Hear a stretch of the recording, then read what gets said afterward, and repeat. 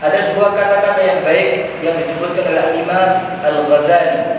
Di dalam kitabnya Imam Al-Ghazali mengatakan orang yang menuntut ilmu itu ada tiga. Ada tiga tahapan orang dalam menuntut ilmu. Tahapan orang yang pertama kali menuntut ilmu, katanya Imam Al-Ghazali, orang itu ialah orang al-jahilu mutakabbir, orang bodoh yang sombong.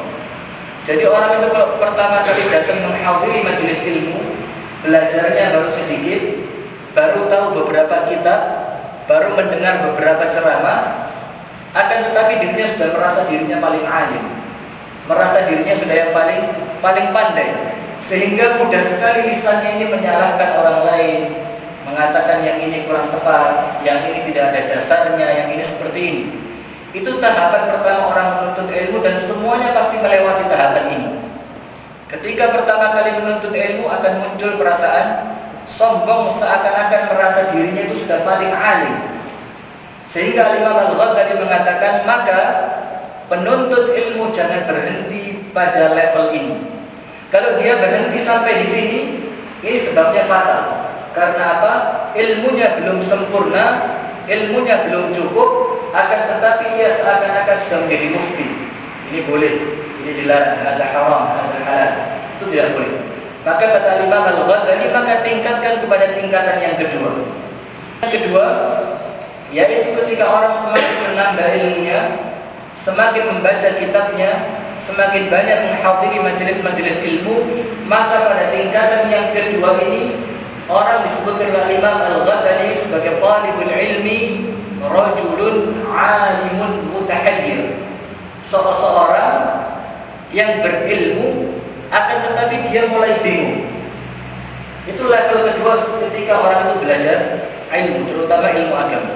Disebutkan kenapa ia mulai bingung? Karena ia mulai mendapati berbagai macam dasar, berbagai macam dalil yang tidak sedikit dari dalil-dalil ini yang bertentangan. Sehingga ia mulai sadar, oh ternyata yang begini boleh, dan yang begini juga tidak salah. Yang ternyata yang seperti ini dilakukan oleh Rasulullah, dan ternyata yang seperti ini juga tidak dilarang. Nah, pada tahapan yang kedua ini ia akan mulai bingung. Terus yang benar yang mana? Kita merasakan yang seperti itu. Tanya ke sini jawabannya boleh. Tanya ke yang satunya bilang tidak boleh. Tanya ke sana bilang ada sunnah. Tanya ke sana bilang ada bid'ah. Banyak seperti itu, dan kita akan melewati level itu. Orang mulai bingung. Karena apa? Ilmunya sudah mulai bertambah. Dalil-dalil yang pernah ia dengar sudah mulai bertambah. Sehingga ia akan mulai berhati-hati. Tidak mudah untuk menghukumi sesuatu. Karena ia khawatir, jangan-jangan saya mengatakan seperti ini, ternyata nanti ada dalil yang menyelisihi. Jadi orang pada tahapan kedua ini bingung, kemudian ia akan berhati-hati. Nah, kemudian disebutkan oleh Imam Al-Ghazali, jangan berhenti. Tingkatkan kepada tingkatan yang terakhir, tingkatan yang ketiga. Ilmunya semakin banyak, semakin sering menghadiri majelis ilmu, semakin istiqamah, semakin mumpuni, dan ilmunya sempurna. Di level yang ketiga ini, Imam Al-Ghazali mengatakan bahwa rajulun alimun mutawadhi'. Ketika orang sampai kepada level yang ketiga, dia akan menjadi seorang laki-laki yang benar-benar alim, dan yang terpenting mutawadhi', bersifat tawadhu, rendah hati. Karena apa? Ilmunya sudah mulai penuh. Sehingga semakin penuh ilmu orang yang ada di otaknya itu, dia akan semakin merasa ternyata yang saya ketahui ini baru sedikit. Yang saya tidak tahu itu jauh lebih banyak. Itu pada level yang ketiga. Bayangkan, level yang ketiga saja disebutkan oleh Imam Al-Ghazali, orang itu akan merasa dirinya itu kecil. Karena ternyata ilmu yang ia ketahui itu tidak ada seujung jari dibanding ilmunya Allah Subhanahu wa Ta'ala yang ada di alam semesta ini.